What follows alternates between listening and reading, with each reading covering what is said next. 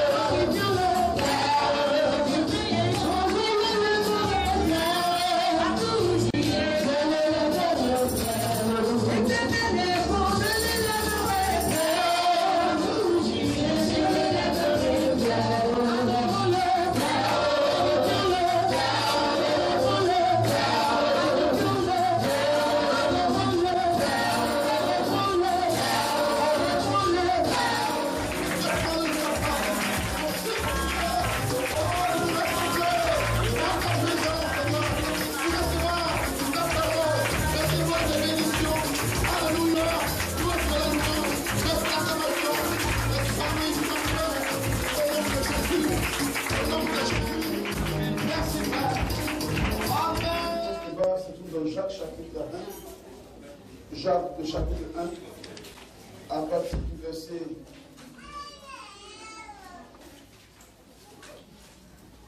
12 de Jean pour le livre.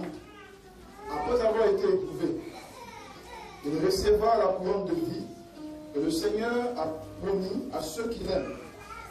Que personne, lorsqu'il est tenté, ne dise « c'est Dieu qui me tente », car Dieu ne peut être tenté par le mal. Et il ne tente d'une même personne. Mais chacun est tenté quand il est attiré et amorcé par sa propre convoitise. Puis, la convoitise, lorsqu'elle est conçue, enfante le péché. Et le péché étant consommé, produit la mort. Ne vous y trompez pas, mes frères bien-aimés. Toute grâce excellente, tout don parfait descend d'en haut, du Père des Lumières, sur lequel il n'y a ni changement, ni onde de variation. Amen. Amen. Amen. Amen. Gloire à Dieu. Nous voulons parler sur l'excellence. Mais le passage qu'on a lu, on parle plutôt de tentation. On parle plutôt de péché. L'apôtre Jacques écrivait à ces bien-aimés-là et voulait mettre un point d'honneur sur quelque chose de très important. C'est le verset 17. Mais bien avant, il y avait une situation qui prévalait. Les frères avaient l'impression que ce qui lui arrive dans la vie, comme tentation, une chute dans la vie, là, était le fait de Dieu. C'est-à-dire, s'ils ont commis l'adultère, ils disent c'est Dieu qui m'a tenté. S'ils ont commis l'impudicité, ou s'ils sont dans l'ivrognerie, c'est Dieu qui m'a tenté. C'est Dieu qui a fait ci, c'est à cause de Dieu. Si Dieu n'a pas permis, cela ne serait pas arrivé dans ma vie. Amen. Donc, ils avaient ce problème en eux. Et l'apôtre Jacques écrit pour leur dire, non, non, non, non. Voyez-vous, Dieu ne peut être tenté par personne. Donc lui-même, il ne tente personne.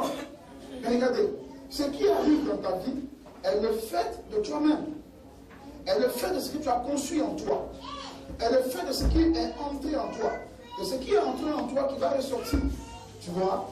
Lorsque, par exemple, frère, tu te prends le plaisir, très facilement, de regarder les postures des femmes et de commencer à les contempler. À dire, oui, mais c'est merveilleux. Non, vraiment. Ce que tu as vu est rentré en toi. Est rentré en toi comme une sémence. Mais rassure-toi, cette sémence va ressortir. Si elle n'a pas été enlevée par la confession de la repentance, elle va ressortir tôt ou tard. Et lorsqu'elle ressort, c'est le péché. Et Jacques dit, ce qui t'arrive, c'est ce que tu as conçu en toi comme convoitise, qui est positionné autour de toi. Quand quelqu'un se lève, ou une soeur, un frère, et arrive à commettre un acte ignoble, par crise de jalousie par exemple, ou bien qui arrive à frapper, quand la soeur, elle frappe son époux, ça existe. Ou quand le frère frappe son épouse, au fur et à mesure, vous verrez que c'est ce qu'il a conçu en lui que le corps ne fait qu'exécuter. La même ici explique dans le corps. On avait dit que le corps, il est neutre. Il ne fait qu'exécuter ce qui a été commandé de l'intérieur. Et l'apôtre Jacques dit, regardez, ce qui vous arrive n'est pas le fait de Dieu. Si tu tombes dans le péché, c'est à cause de toi-même. C'est pourquoi nous encourage à veiller sur nos pensées, à veiller sur ce qui est en nous. Parce que ce que nous pensons va se traduire forcément par la parole. Et que la parole a libéré la chose, l'action suivra. À moins que tu l'attends rapidement et qu'on t'aide. Avant de dire, je vais te frapper. Je vais te frapper. Est-ce que tu me connais? Rassure-toi, tu vas frapper vraiment. Même si tu dis à ta femme, tu vas la frapper un jour. Mais chacun est tenté quand il est attiré et amorcé par sa propre combative. Ce qui te fait tomber dans le péché, c'est ce que tu as conçu en toi. Ce n'est pas le fait de Dieu. Mais ce qui est merveilleux, il dit ceci. Regardez, il dit, au verset 17. D'abord, verset 15, il dit, puis la convoitise, lorsqu'elle a enfanté, lorsqu'elle a conçu, enfante le péché. Et le péché étant consommé, produit la mort. Donc il dit le processus, depuis la convoitise jusqu'à la mort, est le fait de l'homme. Voilà ce que Dieu fait. Il dit, ne vous étonnez pas, mes frères bien-aimés. Et il dit, toute grâce excellente. Dis Amen. Comme don, ça vient d'en haut. Et c'est excellent. Il dit c'est excellent. Il met une différence entre l'excellence de Dieu et ce que la chair produit. La chair produit en nous le péché et nous conduit à la mort. Mais ce que Dieu donne est excellent. Est tellement propre. Est tellement pur. Et lorsqu'on parle d'excellence, bien aimé, pensez au superlatif. Pensez à l'éminence. Ce qui est au-dessus de tous. Est-ce que Dieu donne? Donc les grâces que nous avons en Jésus-Christ sont des grâces excellentes. C'est ce que Dieu donne. Mais ce qui est merveilleux, il faut une précision. Il dit cette grâce-là et ces dons ne viennent pas des noms, mais ils viennent du Père. Amen. Et la chair produit ce que nous produisons nous-mêmes. Et le péché qui est conçu, consommé et qui nous tue. Mais ce que Dieu donne est béni. Mais ce qui est merveilleux, mes amis, il parle de l'excellence qui descend du Père de lumière. Le Dieu créateur, le Père de lumière de toute la création, qui ne change pas, il est stable. Les circonstances de la vie peuvent changer, les civilisations passent, mais Dieu est toujours lui-même. Les caractères moraux de Dieu ne changent jamais. Il est toujours égal à lui-même. Donc ce qu'il a donné au début, rassure-toi, est toujours bon jusqu'à la fin. Il ne change pas. Ses dons sont merveilleux. Gloire à Dieu. Gloire à Dieu. Nous pouvons parler d'excellence. C'est une très longue série. Mais nous irons pas à pas. Et nous prions que par le Saint-Esprit, ta vie soit empreinte d'excellence après cette série d'enseignements au nom de Jésus. Excellence, tu verras ta vie changer là. Et les gens nous témoignent de toi. Mais qu'est-ce qui se passe? D'où est-ce que tu viens? Où tu vas? À quelle église tu te retrouves? Ou à quel assemblée tu vas? Où tu prends l'instruction nécessaire? Parce que l'excellence est notre héritage. Il y a deux grandes tendances qui gèrent le monde. Et il y a deux grandes tendances qui gèrent le monde. Ne soyez pas ignorants de ces choses. La première tendance, pour la première idéologie, qui est en termes de royaume ou en termes d'empire, c'est le royaume de Dieu. Et juste à côté, il y a aussi un autre royaume aussi qui s'impose, le royaume de Satan. Il n'y a pas d'intermédiaire. Il n'y a pas un royaume intermédiaire pour dire ni l'un ni l'autre. Comme diraient certaines personnes, donc si tu vas un jour tu meurs, tu vas passer au purgatoire. Au purgatoire, on va te laver et on va te propulser vers le paradis. Ça ne marche pas. Je suis chéri des hommes. Il y a seulement deux blocs qui gèrent le monde. Le monde nous sommes, il y a deux blocs. Le premier, c'est le royaume de Dieu. Et le deuxième, c'est le royaume de Satan. Ce dernier royaume-là est venu après la rébellion de leur chef, l'appelle Satan. Mais on ne parlera pas maintenant de ces gars-là. Parce qu'on parle de trop d'eux et ils se gonflent la poitrine. Revenons chez nous. Amen. Amen. Amen. La Bible dit, puisque tu as accepté Jésus-Christ, tu es devenu enfant de Dieu. Dieu, on ne le voit pas, il est spirituel. Mais ça veut aussi dire automatiquement que quand tu as accepté Jésus-Christ, tu as intégré un royaume qui est spirituel. La même manière que l'idéologie soviétique était une idéologie qu'on ne voyait pas, mais ça se passe dans la tête. De la même manière, le royaume de Dieu aussi vient à toi. On ne la voit pas dire Jésus-Christ, mais elle commence par toi parce qu'elle est en toi. Son excellence ne voit pas excellence là comme une position honorifique.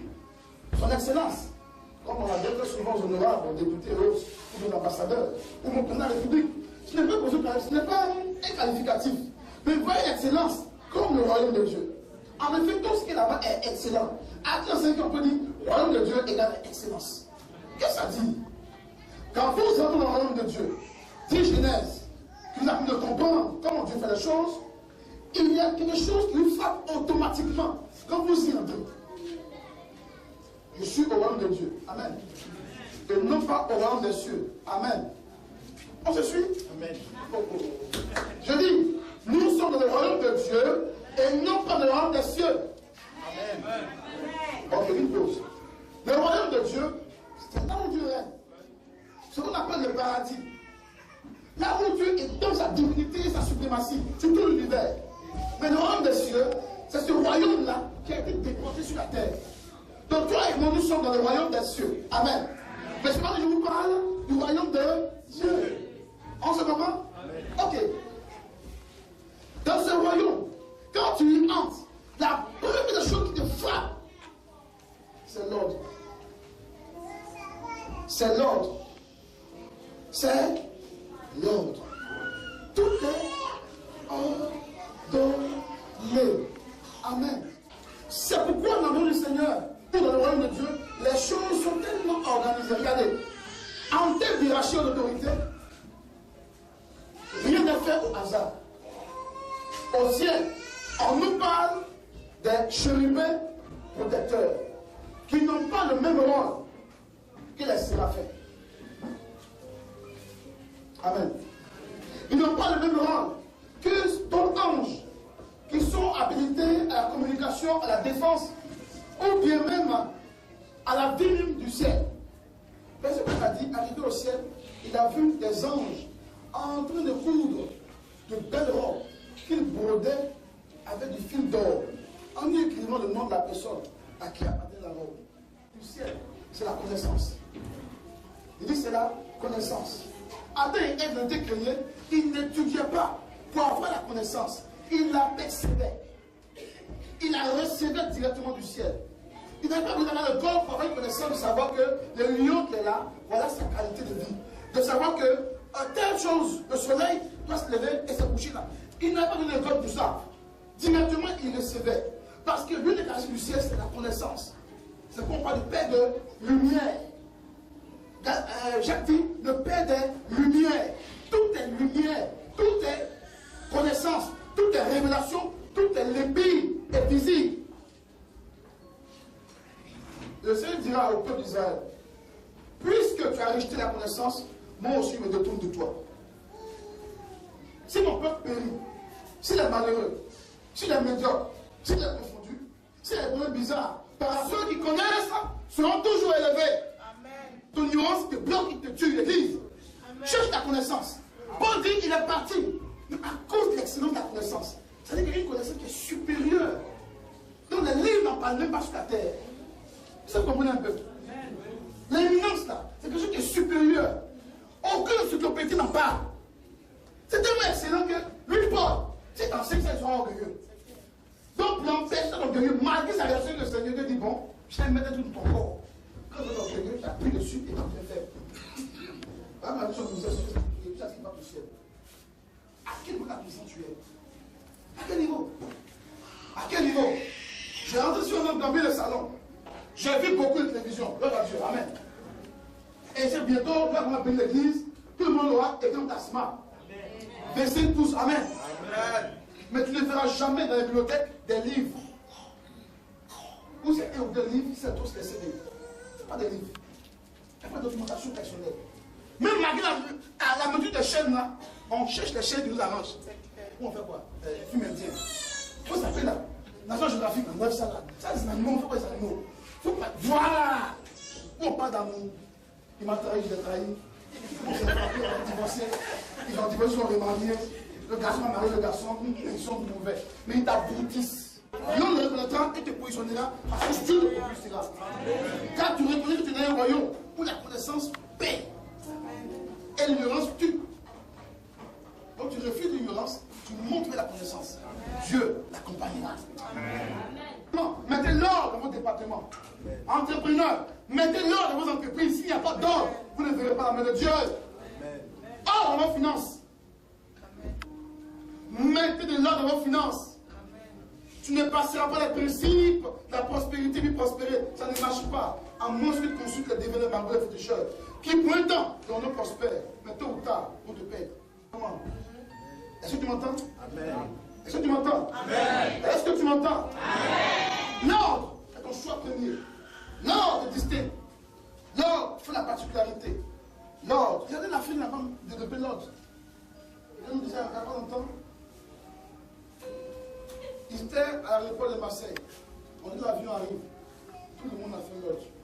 Parce qu'ils sont en France. Allez monter l'avion. Qui est arrivé à l'Abidjan? Sans quitter. Les mêmes personnes qui en France marchaient dans l'ordre parce qu'il y avait de l'ordre, arrivaient à Abidjan, chacun a dit qu'est-ce qui se passe? Les choses doivent changer. Pas pour plaire à une nation, mais parce que tu reflètes un royaume. Donc tu es répandu sur la terre.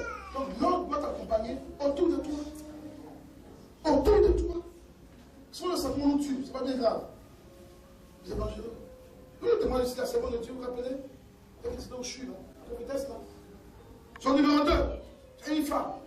Elle vient quand Dieu dit non, je ne suis pas d'accord. C'est moi qui ai établi, je ne suis pas d'accord. La femme plaide. Sentiment en sentiment, les deux travaillent ensemble. Chemin faisant, elle a commencé à se rébeller contre l'autre. Faisons ci, faisons ça. Blocage, blocage. Au point où la soeur, la prophétesse tombe malade. Ils ont reçu un don de 12 millions pour construire, pour un terrain construit. L'autre dit, bon, on va attendre, on met la main sur la chose automatiquement. C'est toute notre discussion. À cause d'argent. Ça devient bizarre. Au finish, qui est mort? La prophétesse est décédée dans l'hôpital. On n'a pas d'enterrement. Elle est morte. 4 jours après, la femme retourne à la maison pour demander au fils de la femme qui est décédée. On fait comment pour faire l'église là? Qui prend la tête? L'argent, c'est comment? Il dit, attends, ma mère était malade. Personne, aucun de n'était sur la prière au CHU. Personne. Elle décède. Pas on fait enterrement. On ne sait pas comment on va gérer ça. Je vais me demander qui a peut-être l'église. Vous tous, vous musicales, je vous mets tous sous discipline. Il a fait. Il dit, ne venez plus jamais sous discipline, vous tous. Et il devait dire, je suis pour le ministère. Donc je vais fermer. Vous comprenez? Le désordre, ça tue. Je dis, ne laisse pas un sorcier habiter dans ta maison qui ne veut se repentir. Je dis, non, c'est ma fille. Elle est la fille de mon grand frère. Tout le monde est mort au village. C'est comme ça que t'as moi aussi dans la famille. Donc je l'ai prise pour l'aider. Or, c'est vraiment dangereux. Je ouvre tes yeux. Dis ça va aller. Tu lui prêches l'évangile, elle n'est pas prête. Tu lui prêches Jésus, elle n'est pas prête. Tu lui dis, mets-la dehors. Dis Seigneur, c'est ma fille, elle va te tuer, tu vas le Seigneur défoncer. Elle va te tuer. Pourquoi? C'est des désirs qui viennent dans ta maison. Dieu ne te laissera pas vivre. Sa présence ouvre la porte aussi à d'autres démons. Dis non, Seigneur, il y a beaucoup à l'issue de l'autre. On y reviendra simplement le dimanche prochain. Et on finit. Reçois la gloire, Seigneur. Reçois la gloire, Esprit de Dieu. Sois adoré ce matin. Sois des cœurs, Seigneur. Des cris ce matin. Nous te louons, Seigneur. Nous t'adorons. Mais des cœurs qui attendent de toi une pensée. Des cœurs qui attendent de toi une parole. Des cœurs qui attendent de toi quelque chose. Une orientation. Seigneur, lève ton esprit. Enseigne ton cœur. Bénis ton cœur. Oh Dieu, que soit libéré l'onction de ta parole dans cette assemblée. Reçois la gloire. Reçois la magnificence. Oh, tu es digne de louer, Seigneur. Tu es digne de t'acclamer, c'est pour t'acclamer ce matin. Reçois la gloire.